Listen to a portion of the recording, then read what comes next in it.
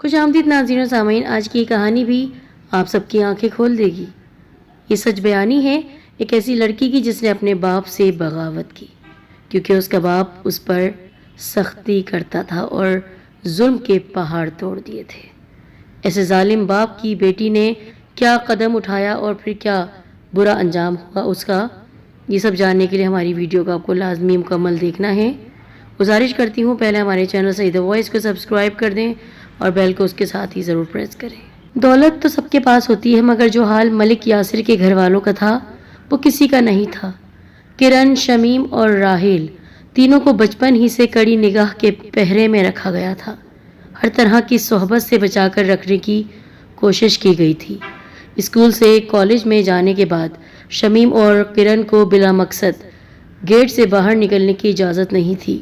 دونوں ہم جماعت تھیں، اسی لیے راحیل انہیں چھوڑ کر دکان پر والد کا ساتھ دینے پہنچ جاتا، اور جب رات میں 10 بجے ملک یاسر دکان بند کر کے گھر آتا تو مل کر سب کھانا کھاتے۔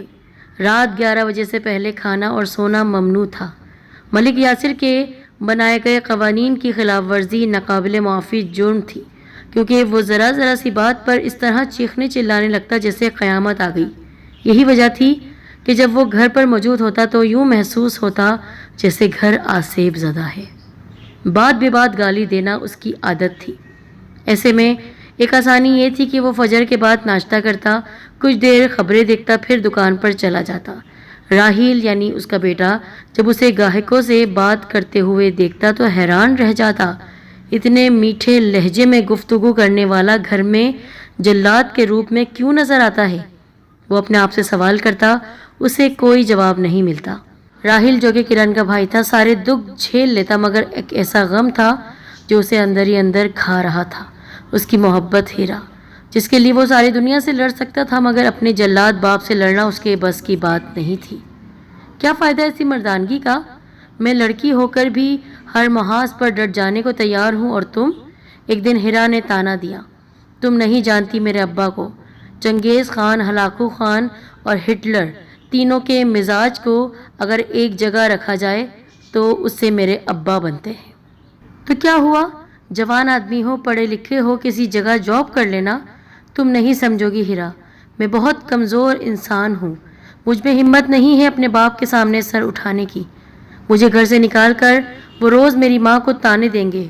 بچپن میں جب بھی کوئی غلط حرکت کرتا تھا تو میرے حصے کی سزا ماں کو بھگتنی پڑتی تھی۔ تو پھر کیا ہوگا؟ ہمارے پیار کا اس ادھوری کہانی کا انجام کیا ہوگا؟ اس نے راحیل کی آنکھوں میں دیکھتے ہوئے سوال کیا۔ مجھے نہیں معلوم، وہ افسردگی سے بولا۔ یہ لو میری چوڑیاں اور ان کو پہن لینا، گھر میں بیٹھ جانا، تم اس قابل ہی نہیں ہو کہ میں تم سے شادی کروں۔ اور پھر وہ ہمیشہ کے لیے چلی گئی۔ یونیورسٹی میں راحیل اس کو تلاش کرتا، مگر شاید وہ تعلیم ادھوری چھوڑ کر جا چکی تھی۔ راحیل نے جیسے تیسے کر کے امتحان پاس کر لیا، انجینئر وہ بن چکا تھا، لیکن اس کے ظالم اور بے حس باپ نے اس کی شادی اپنی بھتیجی سے کروا دی، وہی کزن جسے وہ سخت نفرت کرتا تھا، لیکن اس کا فیصلہ اٹل تھا۔ دونوں بہنیں بھی اس رشتے سے خوش نہیں تھیں کیونکہ ان کے خیال میں یہ ایک بے جوڑ شادی تھی۔ راحیل نے دل پر پتھر رکھ کر بیوی کو قبول کر لیا۔ شمیم کرن سے 1 سال بڑی تھی۔ اس کا رشتہ جب آیا تو اس کے چچزاد کے ساتھ اس کی شادی کر دی گئی۔ باپ کے فیصلے پر کرن نے ماں کے سامنے احتجاج کیا کہ اس کی بہن کی زندگی تباہ ہو جائے گی، مگر بے سود۔ پتھر نے پگھلنا تھا، نہ پگھلا، اور اب تیسری باری تھی کرن کی، جس کا رشتہ اس کی پھوپھی کے بیٹے سے طے کر دیا گیا۔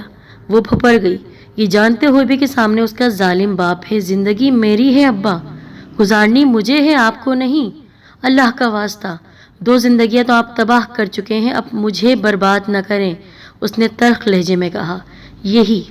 یہی تو قصور ہے زیادہ تعلیم کا، ذرا سا پڑھ لکھ کیا گئی، باپ بیٹی کا فرق ہی بھول گئی۔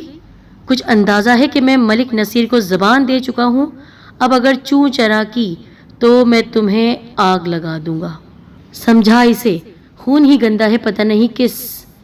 وہ کرن کی والدہ کو گالیاں دینے لگا۔ مجھ سے بات کریں ابا، کس تعلیم اور کس زبان کی بات کر رہے ہیں آپ؟ بچپن سے آج تک ہم آپ کی ڈگڈگی پر ناچتے آئے ہیں، ہم بھی انسان ہیں، ہمارے بھی کچھ ارمان تھے، مگر آپ کی ضد پر سب قربان ہو گئے۔ सूली पर चढ़ा दिया आपकी इस जबान ने। भैया यूनिवर्सिटी की एक पढ़ी लिखी लड़की से शादी करना चाहते थे, सिर्फ आपकी वजह से ना कर सके। अब जाकर पता कीजिए अपने बेटे का हाल। साथ ही मकान है उसका, मंशियात का आदी हो चुका है वो, क्योंकि रोज रोज के झगड़े, दंगा फसाद, तू मैंने उसे तंग कर दिया है। दूसरी जानिब अपनी नाजो पली बहन के बारे में जब ये सुना कि खुदकुशी करने की कोशिश की उसने, तो मेरा दिमाग फटने लगा। अब्बा, बेजोड़ शादियां करवाने की कसम क्यों खाई है आपने? इससे बेहतर नहीं कि आप अपने हाथों से गला घोट दे अपनी औलादों का। सब बकवास, झूठ बोलना तुमने अपनी माँ से सीखा है। अच्छा भला काम करता है राहील, और हर बार खुशो खुरम देखा है मैंने शिम्मी को। खुश? हाँ खुश है वो, दीमक ज़दा है दोनों। किसी दिन अचानक आपको पता चलेगा कि आपके दोनों बच्चे। वो फूट फूट कर रोने लगी। बहरहाल जो भी है, मैंने बहन को ज़बान दी हुई है। अब फजूल तस्वे बहाकर मेरा दिमाग ख़राब मत करो। वो वहाँ से जा चुका था। उसकी आंखों से बरसता सावन थमने का नाम नहीं ले रहा था। माँ बेचारी क्या करती? दोनों एक दूसरे के गले लगकर नसीब को कोसती रही। माँ मुझे नहीं करनी उससे शादी, आप जानती हैं ना कैसा है वो। शक्लो सूरत का मसला होता तो और बात थी। सब लोग हमारी दौलत पर राल टपकाते हैं। आप तो जानती हैं सबकी फितरत। कहाँ थे ये लोग उस वक्त जब हमें इनकी सख्त ज़रूरत थी? अब्बा के ऑपरेशन के लिए पाई तक किसी ने नहीं दी थी। आज हम करोड़पति हैं तो ये हमारे साथ रिश्ता जोड़ना चाह रहे हैं। बेटी, मैं तेरे आगे हाथ जोड़ती हूँ। मेरे पिलाए दूध की कसम है, बाप की बात मान ले। वो बेहतर ही सोचकर फैसला करता है, इस घर का मालिक है। अगर नहीं मानेगी बात तो कल मेरा मरा हुआ मुंह देखना भी नसीब नहीं होगा तुम्हें। अम्मा, जानती हूँ मैं। कुछ मत बोलो बेटी, मैं इस उम्र में इससे ज़्यादा भूचाल नहीं देख सकूंगी। मैं दुआ करूंगी अल्लाह तुम्हारा नसीब अच्छा करे। वो रोती रही। इस बार उसे अपनी बेबसी पर रोना आया। उसका बाप उसकी माँ को उसके सामने ले आया था, और ये बात किरण जानती थी कि उसके इनकार की सज़ा उसकी माँ को झेलनी पड़ती। उसने माँ की खातिर अपने अरमान, ख्वाब, हसरतें और उमंगें सब कुर्बान कर दी, मगर एक चीज़ अब भी बाकी थी, उसका दिल। कस्में, वादे, वईदे, मजबूरियाँ होते हुए भी अगर दिल न माने तो उसका हल नहीं होता।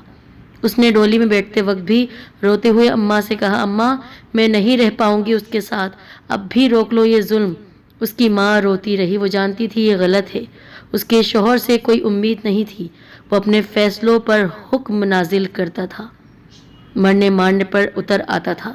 उसे याद था एक बार घर में पकाने के लिए मकई की रोटी का कहा गया था, मगर आटा न होने की बाइस उसने गंदम की रोटी पका ली थी। इतनी सी बात पर यासिर ने मुक्का मार कर उसके 2 दांत तोड़ दिए थे। और फिर माँ ने अपनी बेटी को दुआओं में रुखसत किया, मगर दुआ दवा के बगैर कबूल नहीं होती। अगर आप सिर्फ दुआ करते रहें या लोगों से करवाते रहें और अमल कुछ न करें, जानबूझकर अपने बच्चों को आप आग में झोंक दें, तो फिर आपकी दुआ का कोई फ़ायदा नहीं। उसे पहले ही रात यूँ महसूस होने लगा जैसे वो किसी मवेशी मंडी में आ गई है। एहसन का कारोबार भैंसे पालना और दिन भर उन्हें चरागाह लेकर चले जाना। किरण को मालूम था कि सुबह से लेकर शाम तक वो भैंसों के दरमियान रहता है। उसकी ज़ाहिरी हालत ये होती थी कि उसके हाथ से बदबू आती थी। सफाई सुथराई पर उसकी कोई तवज्जो नहीं थी। पहले ही दिन किरण ने उससे सख्ती से कह दिया था कि वो उसकी बीवी नहीं बन सकती है, और चूँकि वो भोला था तो भोला ही रह गया। लेकिन उसने अपनी माँ से शिकायत कर दी, और उसकी माँ ने किरण के बाप से शिकायत कर दी। यासिर की तालीम व तरबियत के बारे में जो अल्फाज एहसन की माँ ने अदा किए वो उसके मुंह पर जूता मारने के बराबर थे। इसलिए उसने घर पहुंचते ही बेटी की पिटाई शुरू कर दी। उसके मुंह में जो आ रहा था बोले जा रहा था, और फिर हस्बे आदत किरण की माँ को गालियाँ देने लगा। अपने बाप के हाथों से पिट कर वो आ गई अपने ससुराल।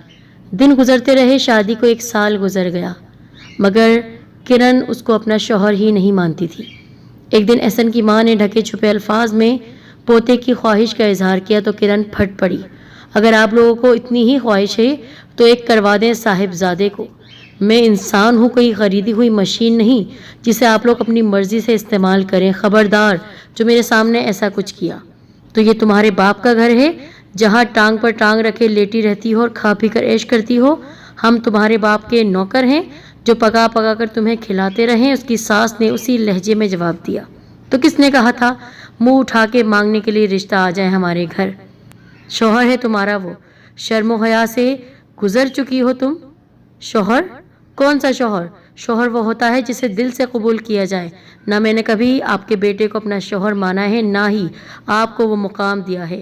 آپ ایک انتہائی لالچی اور خود غرض عورت ہیں جنہیں ذرا سا بھی احساس نہیں وہ کتنی زندگیوں سے کھیل رہی ہیں. وہ وہاں سے اٹھ کر اندر چلی گئی اور پھر چند دن بعد اس نے اپنے شوہر کی زبان سے 3 بار طلاق کا لفظ کہلوا دیا. دینی اور قانونی معاملات بات کی بات تھی. فی الحال وہ اپنے باپ کے گھر پہنچی.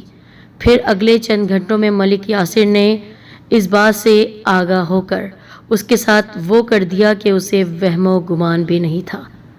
وہ وہاں سے اٹھی، لڑکھڑاتے قدموں سے باہر نکل آئی. ماں کے آنسو اور باپ کے تھپڑوں کی وجہ سے اس کے رخسار انگارے کی طرح جل رہے تھے. اس کے باپ نے اسے گھر سے نکال دیا تھا کہ تم اب ہماری بیٹی نہیں ہو، ہمارے گھر سے باہر نکل جاؤ. وہ مختصر سا سامان لے کر مین گیٹ سے باہر آ گئی. اس کی ماں زاروں قدار رو رہی تھی، مگر وہ کرتی بھی تو کیا. ایک طرف ظالم جابر بے رحم بے حس شوہر تھا، دوسری طرف ضدی بیٹی. دونوں اپنی انا کی تسکین کے لیے اس بیچاری کو رلا رہے تھے. کرن وہاں سے نکل کر مین اسٹاپ پر آئی اور وین کی ایک سیٹ پر سمٹ کر بیٹھ گئی. اسے شہر جانا تھا اپنی سہیلی کے پاس. روزینہ اس کی بچپن کی سہیلی تھی جس کی شادی قصبے سے دور شہر میں ہوئی تھی. اس کا شوہر وکیل تھا. دوست کے گھر آئی تو یہاں بھی ستم کی ماری وہ لڑکی کیا کرتی، کیونکہ دوست کا شوہر بھی اس کے پیچھے پڑ چکا تھا. اب اس نے مناسب سمجھا کہ اپنے دوست کے گھر کو بچائے اور خود کو بھی بچائے. اس لیے صاف صاف اس کے شوہر سے کہہ دیا، میں آپ کو بھائی سمجھتی ہوں، مدد لینے کے لیے آپ کے پاس آئی تھی، یہاں تو آپ مجھے مزید مشکلات میں ڈالنا چاہتے ہیں. اور پھر رات کی خاموشی میں وہ اپنے دوست کے گھر سے بھی چلے گئی. لیکن اب اس کے قدم اٹھ رہے تھے ایک محفوظ مقام کی طرف، اور وہ گھر تھا اس کی خالہ کا گھر. اس کی خالہ بے اولاد تھیں. بہت بار چاہا انہوں نے کہ اپنی بہن سے ان کی کوئی بیٹی گود لے لیں، لیکن ہمت نہ ہوئی ملک یاسر کے رویے کی وجہ سے.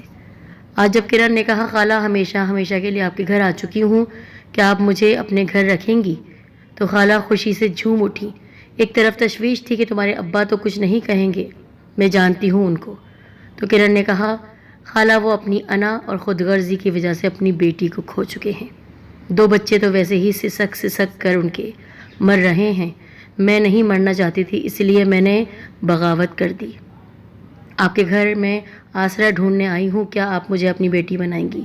خالہ نے کہا، تم میری بیٹی ہو، آج سے عزت کے ساتھ ہمارے گھر میں رہو گی. سینے سے اس کو لگا لیا. کئی سال گزر گئے. کرن جاب کرنے لگی. اچھی تعلیم تو تھی ہی، تو اچھے لیکچرر کی جاب اس کو مل گئی. پھر ایک دن اس کے لیے رشتہ آیا. لڑکا انگلینڈ میں جاب کرتا تھا اور وہ فیملی خالہ کو جانتی تھی. خالہ اور خالو کے اصرار پر آخرکار کرن نے ہاں ہی کر دی، اور پھر یہ شوہر اس کا بہترین شوہر ثابت ہوا. اس نے باپ کی نافرمانی نہیں کی تھی، لیکن جہالت کی زنجیروں کو ضرور توڑا تھا. اور آج کل ہمارے دور میں یہی ہوتا ہے کہ والدین زبردستی کر کے اپنی بیٹی کو گائے بھینس سمجھ کر کسی ایسی جگہ باندھ دیتے ہیں جہاں پر اس کی قدر نہیں کی جاتی. محبت کا تقاضا تو یہ ہے کہ آپ اپنی بیٹیوں کو اچھے ہاتھوں میں دیں. خوش آمدید ناظرین.